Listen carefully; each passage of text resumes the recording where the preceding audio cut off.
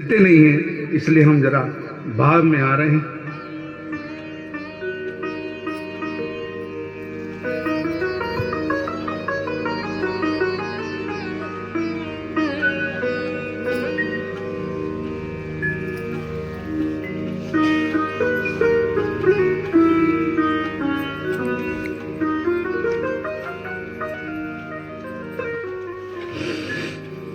क्षमा कीजिएगा,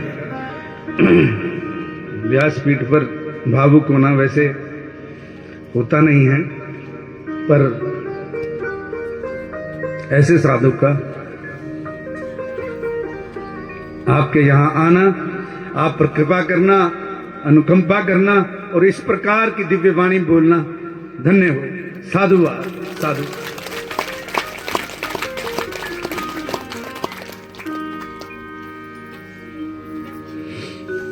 देवो महेश्वरा गुरु साक्षात् परम ब्रह्मा तस्मै श्री गुरुवे नमः। ध्यानमूलं गुरुमूर्ति, पूजामूलं गुरुपदं, मंत्रमूलं गुरुवाक्यं, मोक्षमूलं गुरुकृपा। शंकारूपेण मच्चित्तं पंके कदमभोजया, किंकरी यस्य सामाया शंकराचार्यमाश्रये। कोई तन दुखी कोई मन दुखी, कोई धन बिन रहते उदास, थोड़े थोड़े सब दुखी सुखी राम जी का दास। रन गुरु महाराज की जय हो, उमापति महादेव की जय हो। अपने गुरु चरणों में पीठ में मैं सर्वप्रथम अपना शीश झुकाता हूँ। यहाँ पर आए महाराज जी जो आपको कथा श्रवण कर रहे हैं, इनके चरणों में मेरा बार बार प्रणाम है। आप जब इस धरा में आए हैं महाराज जी, आप अपने शब्दों में जो शिव शंकर का गान कर रहे हैं, शिव कल्याण वर्धक है। कलयुग में शिव की बहुत बड़ी महिमा है। कलयुग में शिव से बड़ा कोई देवता नहीं माना गया है। महाराज जी निर्लेप का, शंकर भगवान उस निर्लेप के साक्षी है। हर कथा का अलग अलग महत्व रहता है। भागवत है मोक्षदायिनी है, रामायण है हमें जीना सिखाती है, कैसे व्यवहार किया जाता है सब जानते हैं। हमारे गुरु जी कहते हैं आजकल किसी को समझाना ऐसा हो गया कि आप बस बोल रहे हैं, कोई आपको उन शब्दों को अपने जीवन में ग्रहण नहीं कर पा रहा है। सब जानते हैं। वही माता सती का चित्र, पार्वती जी का चित्र गुरु जी ने सुनाया कि कैसी श्रद्धा पति में होनी चाहिए। आजकल वैसी श्रद्धा पति में नहीं है। भगवान क्या सिखाता है? शिव कथा में सिखाती है अहंकार को दूर करना है।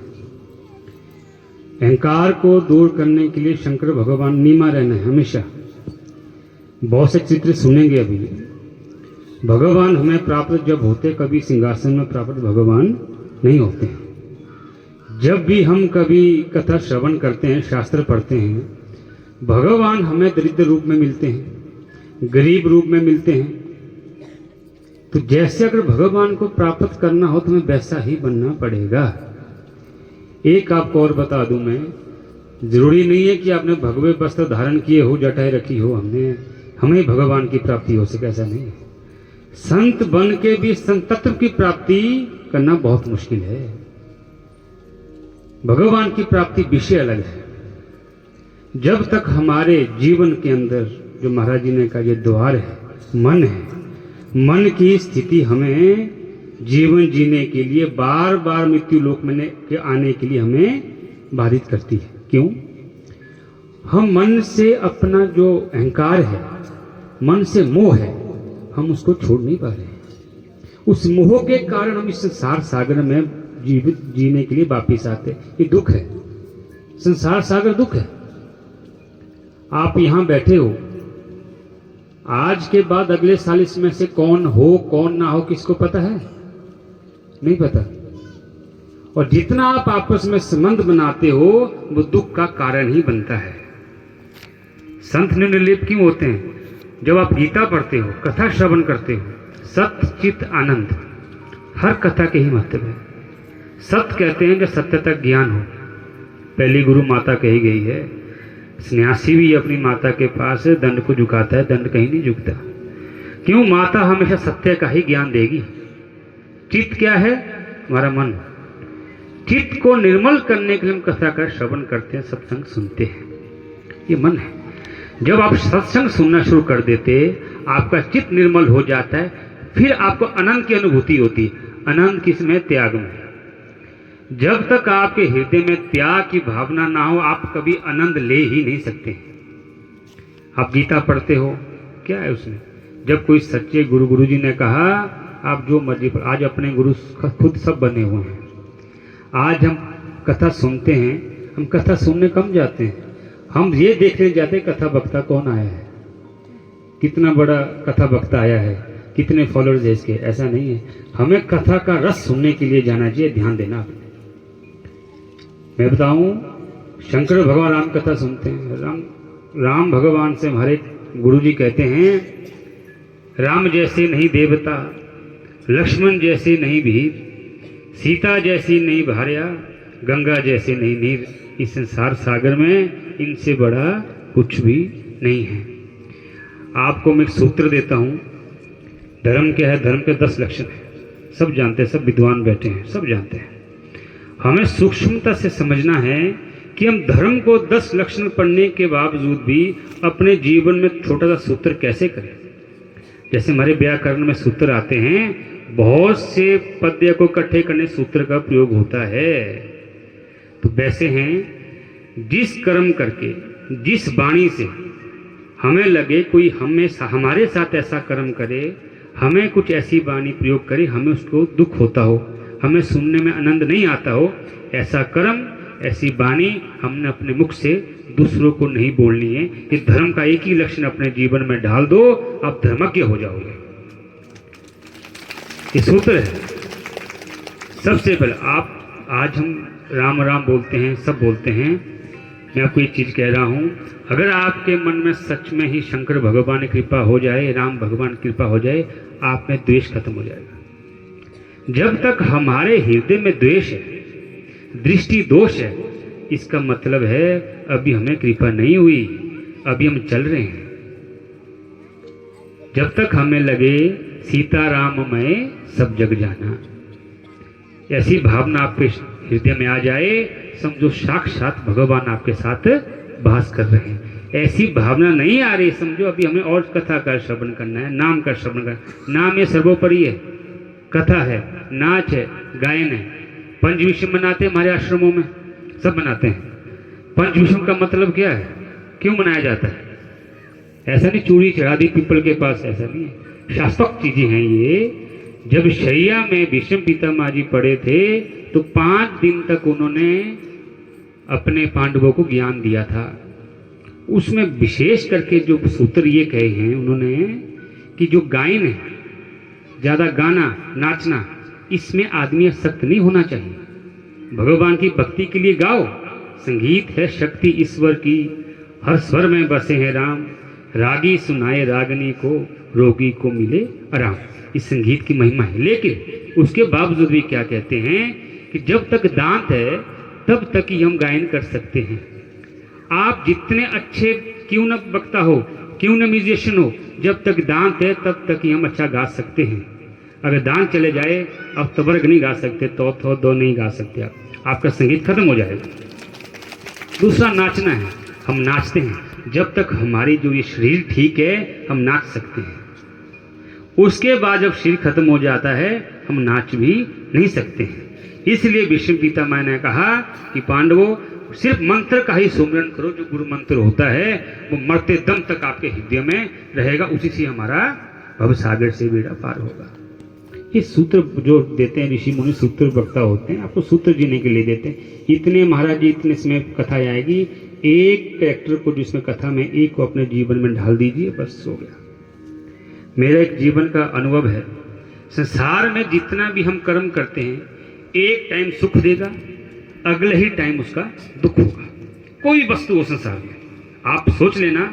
आज जब हम यंग होते हैं, दौड़ते हैं, चलते हैं, भागते हैं, गोड्डे के बड़े हमारे गुमान होता है, हम कहते हैं हम मणिमेश जाके आए 5 बार। एक टाइम ये गोड्डे इतने दुख देंगे कि दिल करता है इससे मर जाए पर टांगे निकाल दूं। संसार में ऐसी कोई चीज नहीं है जो कि आपको साथ देगी, नाम के सिवाय, भगवान के सिवाय ऐसी वस्तु नहीं जो आपको दुख ना देगी। तीसरा सूत्र मैं दे रहा हूं आपको, ये जीवन है, कैसे जिए, जीवन कैसे जीना चाहिए। हम अब आप देखोगे सबके पास मोबाइल है। आज ही कैलकुलेटर निकाल दो, जिनकी उम्र जो 90 के ऊपर के 70 साल रख दो, आप 70 साल को 365 से मल्टीप्लाई कर दो। 365 से जब मल्टीप्लाई गुना करोगे, कुछ हजार दिन बनते हैं जीवन में। उसमें से जो जी चुके हैं वो निकाल दो, जो बचे हुए लास्ट के जो 7 साल है, 5 साल है, जो आज बच्चे हमसे परमिशन लेते हैं कि पापा जी मैं जाऊं, स्कूल जाऊं, मार्केट जाऊं, लास्ट के 5 साल में वो हमारे पिता का रूप बना देंगे। लास्ट के 5 साल में हमें उनसे परमिशन लेनी पड़ेगी, मैं आज मंदिर जाऊं, नहीं जाऊं, मुझे छोड़ेगा नहीं छोड़ेगा। और रातें निकाल दो। कुछ ही सीमित दिन हमारे पास होते हैं जो जीवन यापन करने के लिए है। इसमें भगवान की भक्ति करो, नाम ही सर्वोपरि है। जो नाम का अगर जो नाम फिल्टर करता है, दधीची ऋषि ने कोई कथा नहीं सुनी, दधीची ऋषि ने कोई कथा नहीं, नाम की इतनी उनके हृदय में नाम रहा, उनके हृदय वज्र बन गए। वही वज्र इंद्र ने वृत्रासुर का उसका वध किया, बस नाम की प्रभाव है। आज हमारे आश्रम महाराज जी का है, आज आप तो सब जानते हैं, हमसे ज्यादा परिचित है गुरु जी की। होता क्या है कि आप सब जानो, लेकिन एक्सपीरियंस अपना अपना होता है। 10 आदमी किसी के, जो ये संसार है माया जाल है, वैशेषिक दर्शन में इसको माया जाल कहा गया है। कैसे माया जाल है? सच को साबित करने के लिए भी हमें सच्चाई बतानी पड़ती है। अगर मैं तीसरी जगह अपनी माँ के साथ जाऊं, मुझे उनको बताना पड़ेगा मेरी माँ है।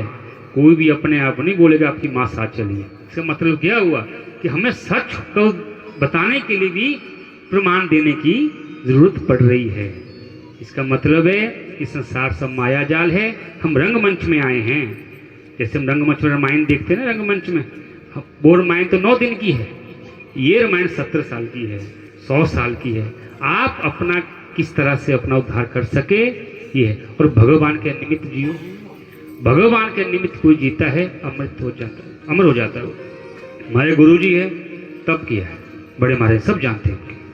वो चाहते अगर उन्हें भौतिकता ही पानी होती तो वो लुधियाना आपके अमृतसर जलंधर डेरा डाल सकते थे।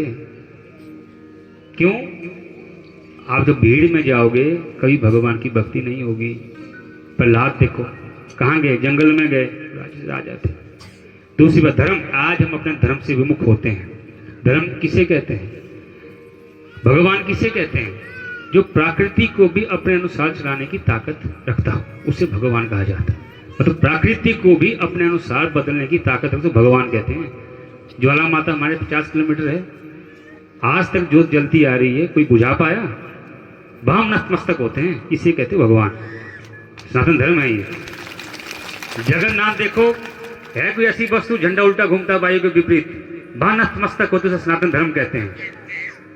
हम कई बार सोचते हैं अगर भगवान ने प्रमाण नहीं रखे होते तो और हमारे सनातन धर्म की हानि हो जाती है। प्रमाण आज भी जीवित है, कोई भी इसको जुटला नहीं पाया। उस धर्म को मानने वाले हैं हम, ये सनातन धर्म है। आज हमारे गुरु जी हम आश्रम में रहते, जो बॉडी का पानी कभी खराब नहीं होता, वो तब की प्रधानता है, तब की प्रधानता है। गुरु छान के, पानी छान के गुरु जान के बनाने चाहिए। एक बात गुरु जी ने कहा ना कि भक्ति है। ये वस्त्र रावण ने भी डाले थे सीता माता का हरण करने के लिए। सीता माता को भक्ति कहा गया है। ये वस्त्र किसी को कष्टित करने के लिए आसान होते हैं। जब इन वस्त्रों के द्वारा हम दुराचार करते हैं तो ब्रह्मा विष्णु महेश सब साथ देके अपना तो नष्ट करते हैं, कुल का भी नष्ट कर देते हैं।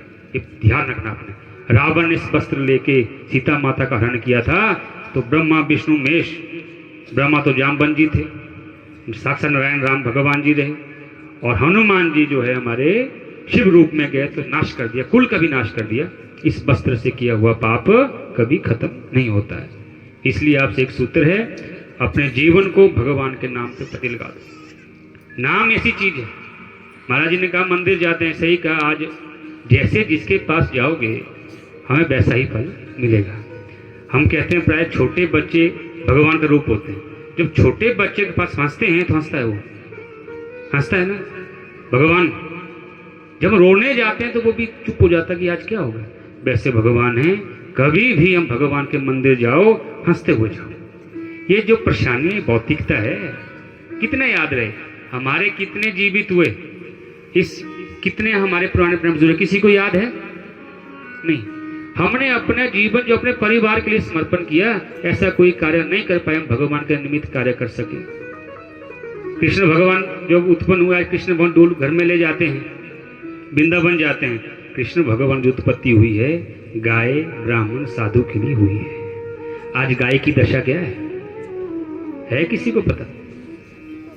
इसलिए जिसके लिए अगर भगवान, हम सोचे कि भगवान की उत्पत्ति कृष्ण को मारने के लिए हुई है, कि हनुमान जी को नहीं भेज देते वो? जिसके निमित्त भगवान की उत्पत्ति हुई है, आज उनके हाल कैसे हैं? अगर आप घर में समर्थवान नहीं हो, घर में हमारे पास आजकल शहरों में होता है, आप किसी भी गाय में गौशाला में जाके गाय को रखो अपनी गोद। वैसे हम गोद में लेने वाला नहीं होते, साक्षात देवी है, सब बात से गले में घंटी लटका दो। आप पूजा भी नहीं करोगे ना घर में, सुबह शाम बिजी भी होंगे, गाय कितनी देर उसको खिलाती रहेगी, आपकी पूजा निरंतर हो सब भगवानों में होती रहेगी। ये गाय की प्रधानता है। आज हम राम राम बोलते हैं, किसी को पता है राम जन्मभूमि का कैसे पता चली? किसी को नहीं पता। राम जन्मभूमि भी वेद लक्षणा गाय के द्वारा ही चिन्हित की गई थी। विक्रमादित्य जी जब स्नान करने के लिए सरयू नदी में आए, जो प्रयागराज जी वहां स्नान करने कर रहे थे, तो उनको काला रूप बना के उन्होंने सरयू नदी में छलांग मारी और श्वेत अशुभ बन के वो बाहर निकले। तो विक्रमादित्य जी ने कहा कि आप कौन हो, इसमें क्या है, आप काला बन के ऐसी नदी में क्या है, तो मैं क्यों हूं यहाँ? मैं कहते मैं राम जन्मभूमि का पता करने आया, अयोध्या बहुत बड़ी है। तब प्रयागराज ने उनको कहा कि आपको मैं एक उपाय देता हूं, आप एक वेद लक्षणा गाय को अपने साथ अयोध्या में घुमाते रहो, जहां उनके थनों से अपने आप ही दूध निकलेगा, समझो वो ही जो चिन्हित है आज राम जन्मभूमि है। इतनी बड़ी चीज हमारे को गाय ने दी। आज गाय की दशा क्या है? आप समर्थ्य हो, गौ को आप रखो, गाय की सेवा करोगे कभी आपको। ऋषि मुनि गाय के लिए ही है। हमारे गुरु जी ने क्या गाय की सेवा की? किया कुछ तब किया। मंदिर बन के भगवान की प्राप्ति नहीं हो सकती।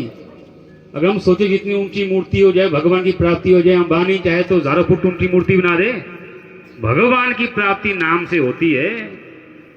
जिस तरह से हरिद्वार में गंगा जी का प्रभाव है, अंबानी चाहे तो हरिद्वार का प्रभाव लेना होता तो नहर के थ्रू वो गंगा जी को बॉम्बे पहुंचाते, लेकिन जगह का प्रभाव है, इसलिए नाम का प्रभाव होना चाहिए, आकर्षित नहीं होना चाहिए। नाम रोक चुप हो जाओगे। जब सदगुरु भगवान की हमारे ऊपर जब कृपा हो जाती है, आपका एक लक्ष्य हो जाता है। हम गुरु परंपरा से आए हैं, हमें खुद नहीं पता हमारे द्वारा किसका क्या भला हो रहा हो, हमारा कैसा गुरुदेव भला करे। हमारा जो कार्य है, जब रेस में घोड़ा दौड़ता है, घोड़े को नहीं पता होता कि मेरे जीतने वाले फिर कितना बड़ा इनाम हो। वैसे उस घोड़े की तरह हम परंपरा का निर्वाह करते हैं गुरु चरणों का। तो हमारे द्वारा हमें ये पूर्ण विश्वास है, गुरु महाराज जी की ऐसी कृपा है कि जहां हम जाते हैं गुरु महाराज जी, हमें लगता है हमारे साक्षात गुरु महाराज जी साथ है। हम गुरु महाराज जी शंकर भगवान की पूजा करते हैं। जितने भी आप आए हो, भौतिकता लेके आए हो, 3 का के दुख होते हैं, तीनों दुखों को ताप करने के लिए शंकर भगवान से देवता कोई बड़ा नहीं है। एक छोटे छोटे बच्चे हैं, शंकर भगवान के ऊपर पानी रोज चढ़ाओ, विद्या देने के लिए शंकर भगवान से बड़ी चीज नहीं है। आपको पता है वाराणसी जब हम रहते थे, क्यों वाराणसी रहते थे? पढ़ने के लिए बहुत यूनिवर्सिटी हैं, बस साक्षात शंकर का वास है, और वहां का जो विद्यार्थी होते हैं वो विद्वान रहता है। शंकर भगवान की विशेष कृपा होती है, इसलिए आप सबके ऊपर शंकर भगवान की कृपा इसी तरह बनी रहे। अपनी शब्दों को मैं शंकर भगवान के चरणों में अर्पण करता हूँ। आप यहाँ आए हैं जो ये कथा करवा रहे हैं ना, आज का संबंध नहीं है। कितने जन्मों का ये जो पत्नी योग है जो कथा संपूर्ण हुई। हरिद्वार में जो है नहाने का, हरिद्वार जाके आप ना नहाए, समझो आप कृपा नहीं हो सकती है। वैसे मठों में अगर आप आरती नहीं सुने तो समझो आपको कृपा नहीं होगी। जब हम ऐसे टाइम जब आते हैं आरती सुने, जो गंगा है, ये ज्ञान है। अगर आप ये जो ज्ञान ये बरस रहे, यहाँ शंकर आप नहीं है, कई शंकर भगवान के पास है। पिछू शंकर भगवान वो है, महाराज जी ने कहा ना कि सब उनके पास आओ आप। इसलिए अपने मन को, अपने जो भी इच्छाएं हैं अपने भगवान के चरणों में अर्पण करो। संसार सागर में दुख हरने वाला ऐसा कुछ भी नहीं है, ये मोह है। हम क्या को, जो हमारा बच्चा बड़ा होगा हमारी सेवा करेगा, लास्ट में वही बच्चा ऐसी शब्द बोल देगा, हमें अपने आप ही वैराग्य हो जाता है। बोलने से अच्छा है कि पहले उस वैराग्य को अपने ऊपर धारण कर लो, फिर कर्तव्य निष्ठ हो जाओगे आप। आज हमारे माता पिता है, गुरु है, हम कर्तव्य का पालन करते हैं, मोह नहीं है। आज आप यहाँ हो, 10 दिन बाहर रहो आप, जब आप घर जाओगे अगर तिजोरी में आपने सोने के कड़ा भी रखा होगा, आपको परिवार के ऊपर शक हो जाएगा। पहले तिजोरी खोलेंगे आप कि मैं देख लूं सामान पड़ा है, इसको मोह कहते हैं। परिवार के ऊपर चाबी आपके पास क्यों ना हो। इस मोह को छोड़ने के लिए गुरु के शरण में जरूरी है। त्याग ही सबसे बड़ी चीज, आनंद त्याग में है। छोड़ना सीख जाओगे, कम खोना सीख जाओगे तो समझो त्याग आनंद लेंगे आप। इसलिए शंकर भगवान की विशेष कृपा है, इस गांव पे गुरु जी की विशेष कृपा है। हम मठ से जाते बहुत कम है, सबको पता है। जब गुरु जी भेजते हैं वो भी 100 जगह बोलो तो एक जगह भेजते हैं। गुरु जी का सीधा देश है। हमें अपने मठ को अपने तप से प्रभावित करना है। बोलने वाले बहुत है, एक से एक भागवत आचार्य, सुबह से यूट्यूब खोलो देखो, सब भागवत बोल रहे हैं, सब प्रमाण दे रहे हैं, लेकिन हमारा तप की प्रधानता है मठ में। जब तक बांका सन्यासी तप नहीं करेगा मठ में शक्ति नहीं होगी। तप की प्रधानता है, तप निर्मल करता आदमी। जब हम बाहर पढ़ते थे, जब हम आश्रम वापिस आए, हम भी सोचते थे अच्छा बोलेंगे, कुछ करेंगे। जब गुरु ने तप की प्रधानता बताई, तप करो। गुरु जी बोलते नहीं है, वो सीधा बोलेंगे 108 ब्रह्मचार्य से पढ़। जब 35-36 ऊपर होना शुरू हो जाता है तब पता लग जाता है किसमें कुछ चीज है। जब तप आपके शरीर में आ जाता है, आप हमेशा जमीन पे बैठे रहोगे। संत वो है, हम जब जाते हैं हमें चौबर की जरूरत नहीं है। हम जब हमारे को संन्यास धारण होता है, महाराज जी को पता है, हमें कहा जाता है आज के बाद माता धरती है, पिता आकाश है। 2 चीजें खड़े उसके लिए होना, गुरु के लिए, गुरु के लिए खड़े होना है। बाकी भौतिकता के लिए खड़े हो गए, आपका तप क्षीण हो जाएगा। संन्यास की किसी का मार्ग का पता ही नहीं है, संन्यास क्या है। और अपनी माता के लिए खड़ा होना लिखा है। जब माता सामने हो तो दंड भी खड़ा हो जाता है, दंड झुकता है माता के। उसी माता के गर्भ से हम इस संसार सागर को देख रहे हैं। माता का ऋण सन्यासी के लिए भी सर्वोपरि है।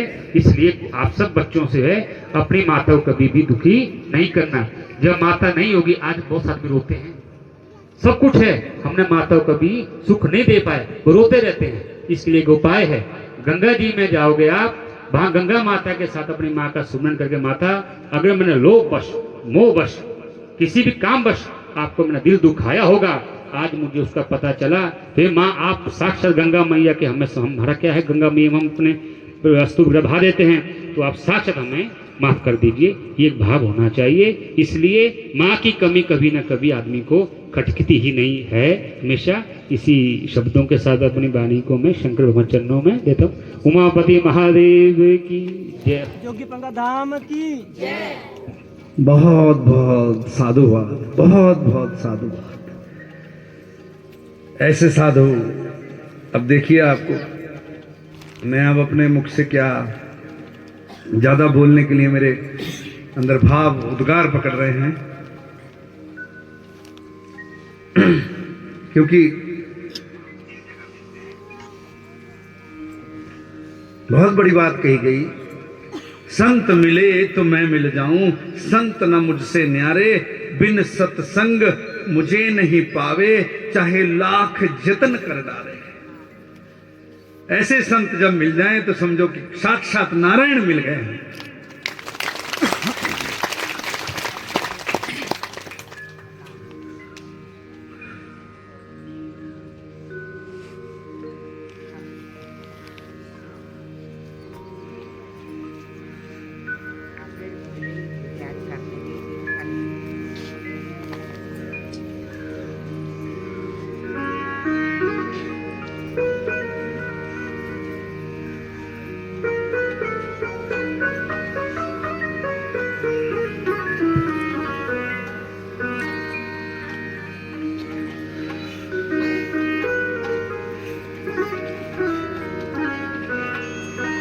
क्योंकि साधु जब वाणी बोलते हैं तो निर्लेप वाणी होती है और शुद्ध वाणी होती है।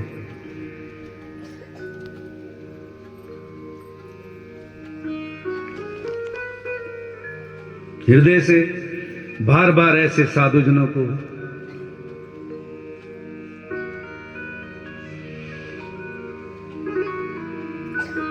वंदन करने का भाव है।